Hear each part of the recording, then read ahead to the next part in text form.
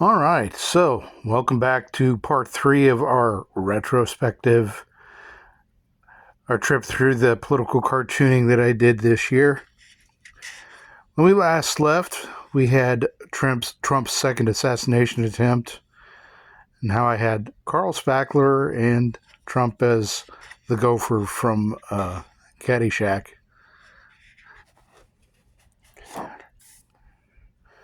Shortly after that, Hillary Clinton spouted off her mouth talking about how she thought there needed to be a deterrent to misinformation.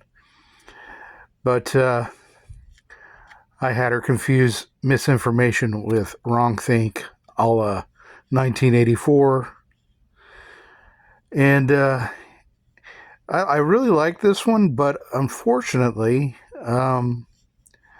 I messed up on Hillary's face, made it more oblong than it needed to be. It should have been more rounded, sort of a moon face. But, you look back at these things in retrospection and realize, oh, I should have done this, I should have done that. You know, I work very, very quickly. I work very decisively. So when it comes to these, I usually do them very, very quickly. And so I don't have a whole lot of time to alter or change things. That could be a good thing, but it also could be a bad thing. Because you look back on them and you say, gee, I should have done this, I should have done that, but it's too late. You have to post something and you have to get it up pretty quick. So, I think, I second guess sometimes, and then I look back and I'm like, well, maybe I should have done this, but you just got to make do sometimes, and that's what happened with this one.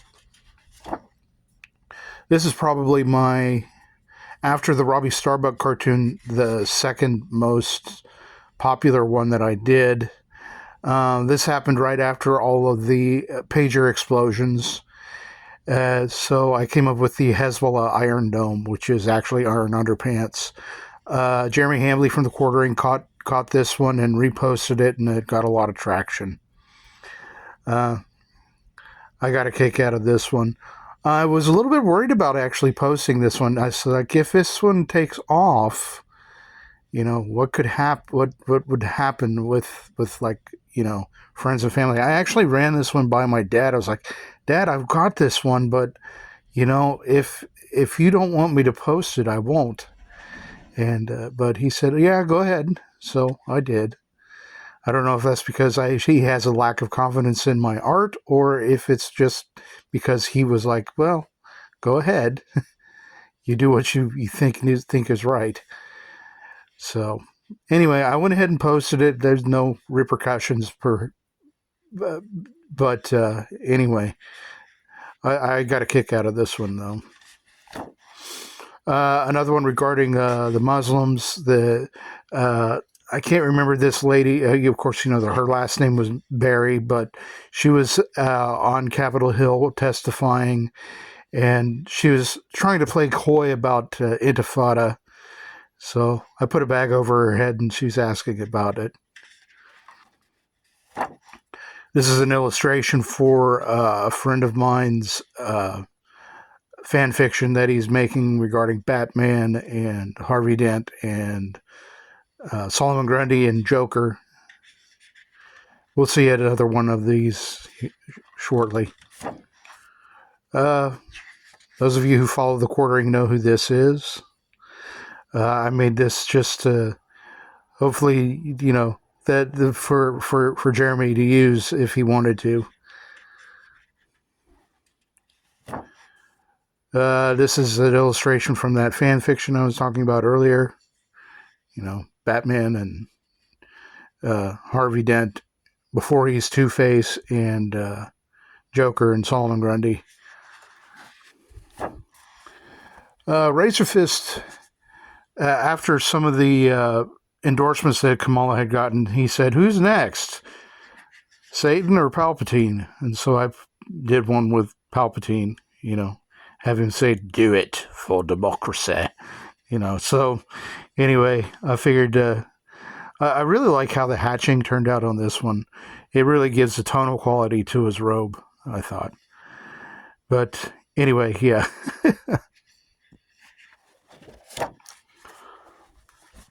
Now, this was the first one I posted on Instagram.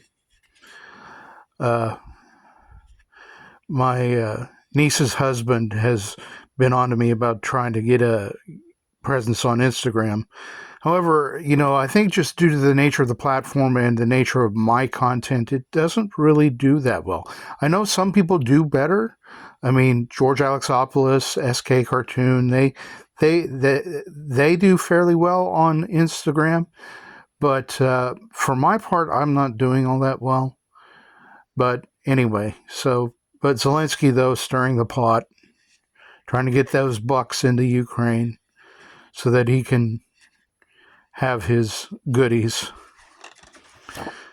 There was a conflict in Michigan between Nestle and Tlaib, where they were at each other's throats. They're both Democrats, but they were at each other's throats. One is Jewish, and the other one is, of course, Palestinian. So I can't remember who it was. Someone from, I think, New Republic said, well, let's just let them fight it out. And so I was thinking about Godzilla versus King Kong and came up with this one. I like how this one turned out. The spot blacks on Godzilla are really good, I think, if I do say so myself. But anyway, sometimes I pick up for reference, do references, and I decided to use Ken Watanabe as Serizawa. And I looked up, I was looking for caricatures to sort of model it after, and interestingly enough, there's not a whole lot of Ken Watanabe caricatures. It's sort of weird. The UN undermining the Constitution with their future, with their pact for the future. That's what this one is. I modeled the digger there after the Doozers from Fraggle Rock. Uncle Sam sitting on the precipice, reading the Constitution. Sort of looks like he's in an outhouse, doesn't it? But I didn't really intend it that way.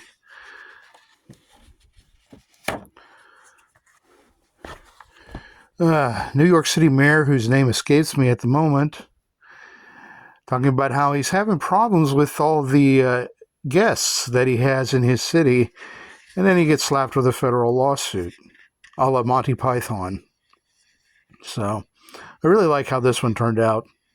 And this fireplace in the background, the fireplace in the background is actually pretty close to what he did his press conferences in front of. So anyway, we'll take a station break real quick for Anton's market there in Roanoke, Texas. He he's a South African, and he sells African goods at his store and makes his own biltong there. And if you've never had biltong, I highly recommend it. It blows jerky out of the water, and you will really, really love yourself forever for getting it. And of course, you need to go to Anton's in Roanoke. He has a big online presence. Those of you who know him from the quartering know what I'm talking about. And he gives discounts. So if you can find one of those discounts, just go ahead and use it and get you some biltong. Here we have Alex Jones as Karnak the Magnificent. Alex the Magnificent, I say. Those of you who, anybody that's Gen X or older knows the joke that I'm trying to pull here with when Johnny Carson played Karnak the Magnificent. So he has his hermetically sealed envelope that has an answer, and he has to guess what the question is, sort of, or he has to guess what the answer is, but the question is sealed. So he says, Kamala Harris, Trump's rear, the American economy. And then Ed, sitting beside him, always repeats it. And he says, Kamala Harris, Trump's rear, the American economy. And then Karnak, or in this case, Alex, always retorts with a curse. And of course, Alex, being Alex, may all your frogs turn gay. Then he opens it up, and it says, under the Harris regime, something hammered, something nailed, and something screwed. And I'm glad that we don't have to know if that's the truth.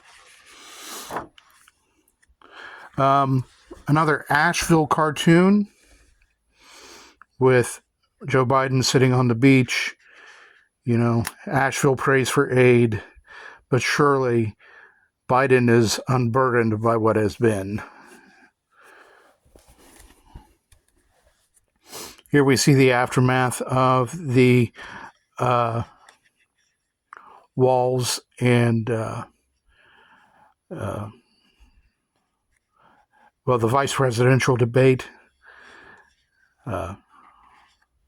Anyway, it was pretty much a drubbing, I thought. Another Asheville cartoon. Where was FEMA? It was pretty much equity, saying that everybody gets nothing. So, yeah, it's still a mess down there. If you have the opportunity, I would help out if you can. Gavin Newsom upset that his law regarding memes was ruled unconstitutional. And of course, the memes hurt his fee-fees. Another Asheville cartoon with Mayorkas preventing regular citizens from going and helping. Most absolutely horrible things. I just don't understand it. We'll see more Mayorkas tomorrow.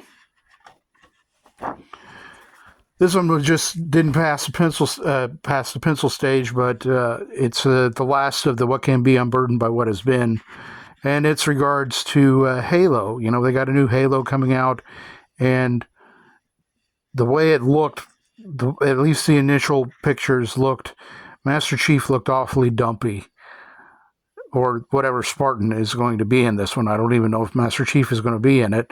So I did this Felt Master Chief versus Marshmallow Man in a Master Chief in a Spartan outfit. So anyway, it got a little traction. It was cute.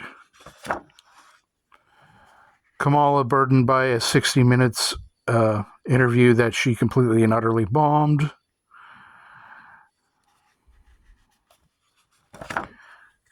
Cromartie parody.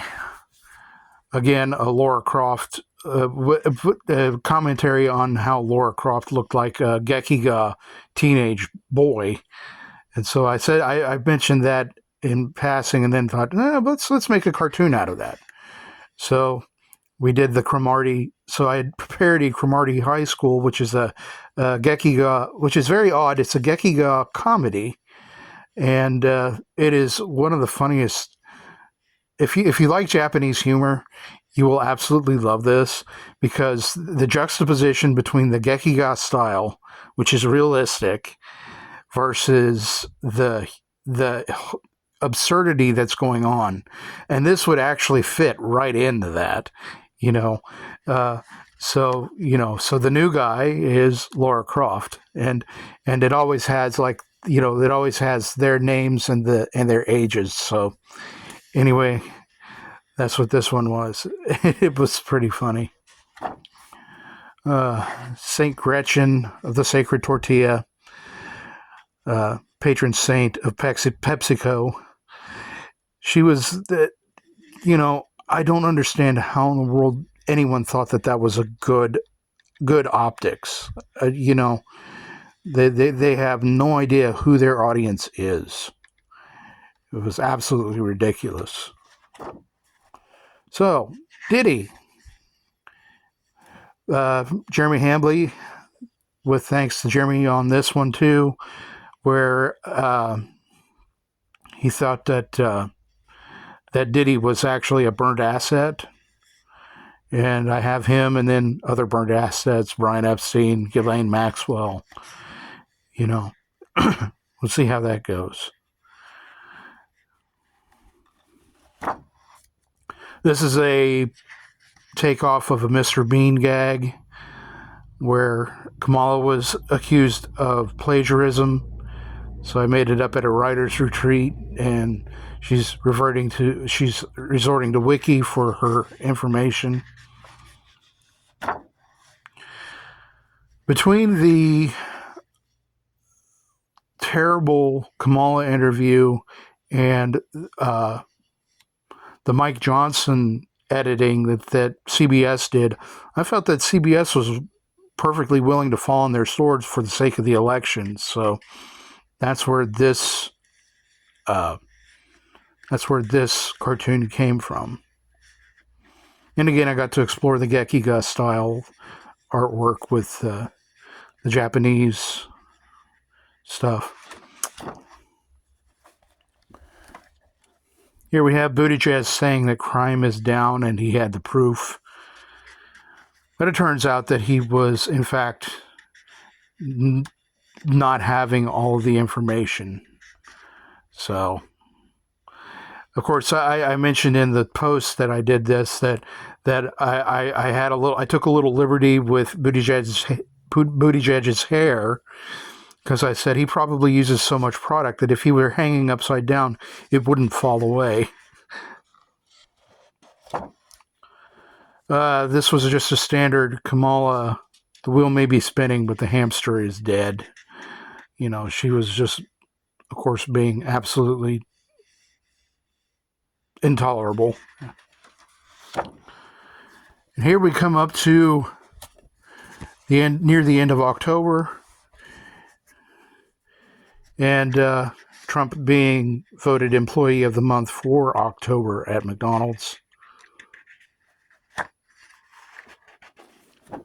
Froggen opens her mouth and says crap. You know, I hope they get PTSD. So I put, a doughboy, some Marines, and Vietnam soldier in shadow up top there. They have more class than she ever will. Melanie Mack sort of was wondering about the E. coli outbreak at a McDonald's, and was wondering where it came from, and so I posited this was my theory on it.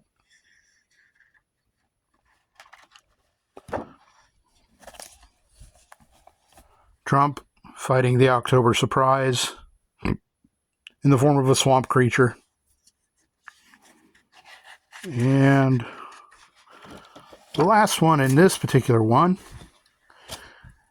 is when Trump got to go on Joe Rogan and Kamala shied away. My mother saw the Joe Rogan thing, and she didn't know that was his logo, but then happened to see it later and said, "Gee, you did a decent job on that one." Well, I hope to do more decent jobs on other things, and we will see you next time with our last part. And thank you again for watching, and also for all the support that you have done for the last several months. And I hope to keep up your goodwill, and hopefully we can continue to grow and have greater success. But anyway, all the best, and God bless.